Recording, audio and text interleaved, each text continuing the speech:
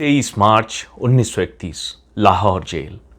रात के 7 बजे थे। इनकलाब जिंदाबाद का नारा सुनाई देता है जेल के अंदर से। उन तीनों महान देश प्रेमियों के जीवन के वो आखिरी पल थे। काफी काफी हाई प्रोफाइल केस था यह ब्रिटिश राज के लिए। जनरली डिस्ट्रिक्ट मैजिस्ट्रेट के मौजूदगी में ही कैपिटल पनिशमेंट देने की रिवाज थी, लेकिन उस दिन मैजिस्ट्रेट के ना होने के कारण वही जज जिन्होंने फांसी की सजा सुनाई थी उनको बुलाया गया और उनके सामने करीबन 7:30 बजे भगत सिंह, सुखदेव थापर और शिवराम हरि राजगुरु इन तीनों को फांसी दे दी गई।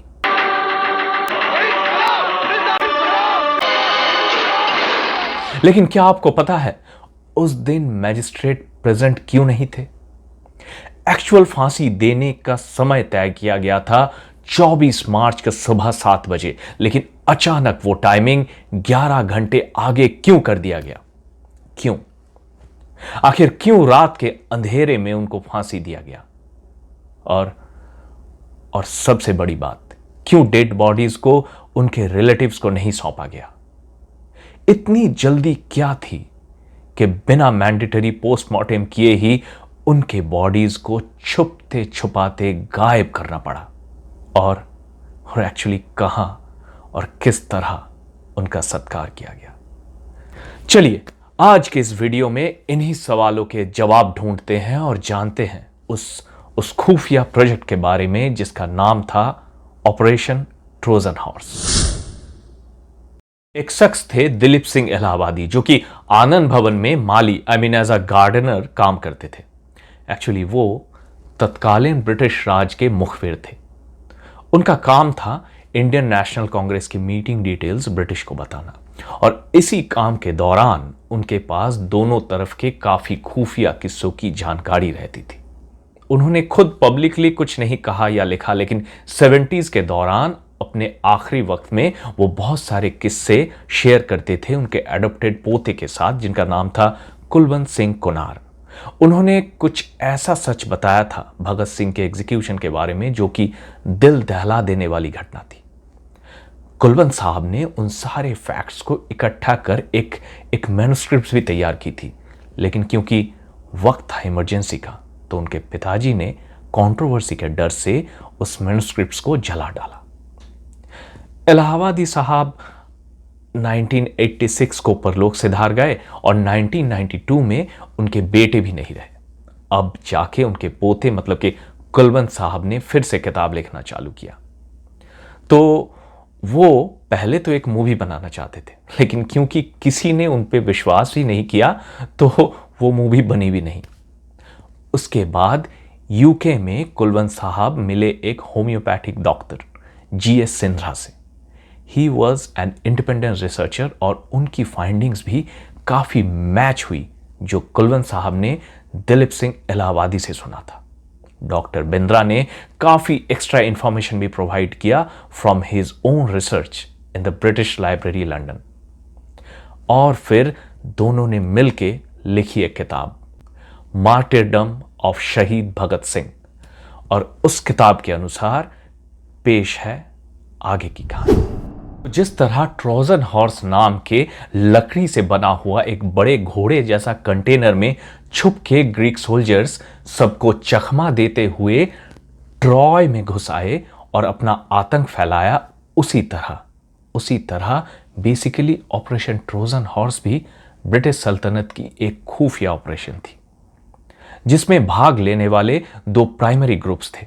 कुछ हद से ज्यादा रेसिस्ट इंडिपेंडेंट ब्रिटिश ऑफिसर्स और उधर लेट जेपी सैंडर्स के इन लॉज और फैमिली मेंबर्स, वही जेपी सैंडर्स जिनकी हत्या भगत सिंह के हाथों हुई थी।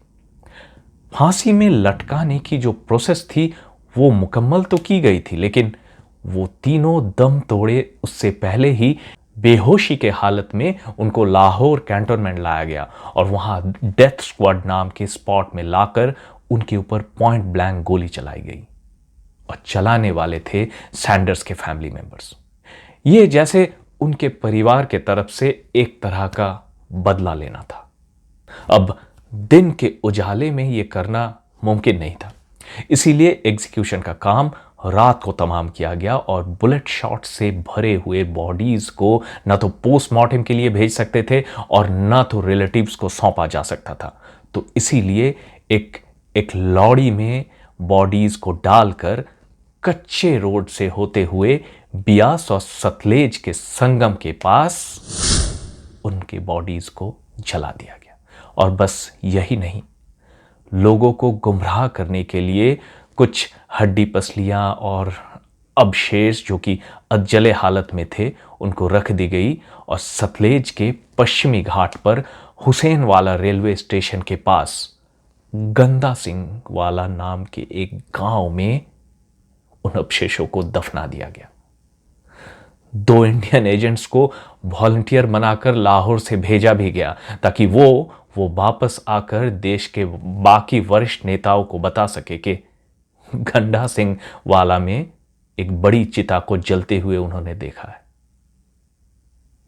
इस कहानी को सच मानते हुए कुछ लोग फौरन वहां पहुंचे और जमीन खोद के जितना भी जला हुआ अवशेष था उनको समेटकर लाहौर ले आए और उनका सम्मान के साथ सटीक तरीके से सत्कार किया गया। रवि नदी के किनारे नारा लगाते हुए सैकड़ों लोगों की मौजूदगी में। और इस तरह हुकूमत बरतानिया ने इतने बड़े स्वतंत्रता संग्रामियों को एक शानदार विदाई से भी महरूम रखने की घटिया साजिश की और इसी का नाम था ऑपरेशन ट्रोजन हॉर्स।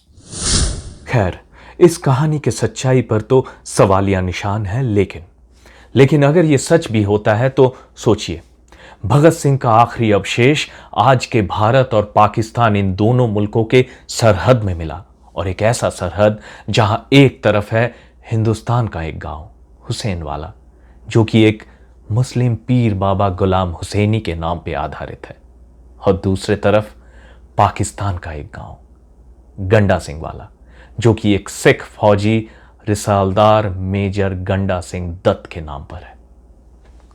सरहद बनने के बाद भी मिट न सका कौमी एकता का मिसाल, उस अखंड भारत की जिसके आजादी के लिए भगत सिंह ने अपनी जान दी।